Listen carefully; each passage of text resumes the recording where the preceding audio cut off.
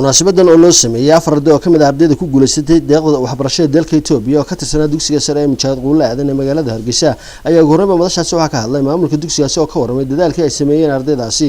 ardaydii ku guuleysatay scholarkii wasaaradda waxbarashadu ay ugu deeqday iskuulada sekondariyada dawladda oo tira arday ay naga guuleysatay deeqda waxbarashada. qodobka ugu horeeya waxa weeye aasaaskii iskuulka Quule aadan oo la bilaabay 2012 ilaa muddadaas ilaa maanta oo marayno 2019 secondary wuxuu shaqeynayaa sidii ugu wanaagsanayd. mas'uuliyiin kala duwan oo ka tirsan wasaaradda waxbarashada ayaa ku bogaadiyay ardaydaasi deeqda ay heleen waxaana u diray fariimo kala duwan. wasaaradda waxbarashada iyo sayniska jamhuuriyadda Soomaaliland ee uu hogaaminayo wasiir Cismaan Jaamac Aadan waxa ka go'an in dugsiyada dawliga la tayeeyo la dhiirigeliyo loo horumariyo geedigooda hore loo wado taasna waxa ka marxaatiya inta mas'uul ee saaka halkan joogta oo ugu horeeyay agaasimi guud ee wasaaradda waxbarashada iyo sayniska Axmed Abubakar Maxamed waxaan leeyahay deeqda waxbarashada hesheen ka soo midho dhaliyo insha Allah sana markay waxbarashadu idinka dhamaatay idinkoo qalin jabiyay insha Allah ayaa dalka ku soo noqon doontaan.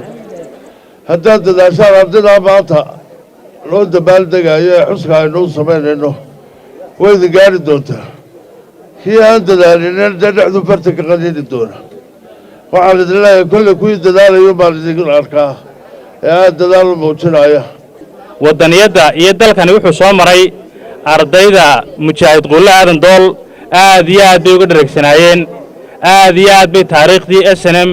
iyo taariikhdii dalka lagu soo noqday iyo halgankii ay uga dhareegsanaayeen oo dalkan waxa weeyaan nafur badan soo sameeyay in munaasabada iyo magaciisaba aynu weynayno. waxa kale oo ay munaasabadan kaga duwan tahay munaasabadii iskuulada kale ay qabsanayeen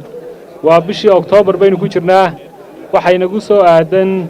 maalintii shuhaadada ee Salaam bay nagu soo aadan oo bishan October ah. ugu dambeyntii agaasimaha guud ee wasaaradda waxbarashada iyo sayniska Axmed Abubakar Maxamed ayaa hambaliyo iyo bogaadin u diray guud ahaan ardayda dalka Itoobiya ku guuleysatay deeqdaasi isagoo si gaar ah fariin u faray ardayda ka socota dugsiga sare ee Mijaad Quule aadan. dugsigan anagu wasaaradahan wuxuu nagu jiraa markaa dugsiyada mudnaanta koowaad waxyaalaha aan anagu kula dardaarmaynaa koow waxay tahay horta inaad waxbarashada ku dadaashaan. waa la tartamaya odagtiina jamhuuriyadda Soomaaliland waxa ku yaala markaa 1000 iyo dheeraad dugsi dugsiyada sare waxa weeye waa dhowr boqol oo dugsi waxaan doonaynaa markaa dugsiga Quule aadan markasta inuu noqdo dugsiga ugu sarreeya ka tilmaaman hadday tahay gobolka Madoojaa iyo hadday tahay jamhuuriyadda Soomaaliland maamul runtii aad iyo aad u firfircoon oo aad u wanaagsan iyo macallimiin wanaagsan baa haysataan. iskuulkiina runtii wuxuu ku jiraa iskuulada markaa distance-ka wasaaradda u jiraan oo aad u dhow yahay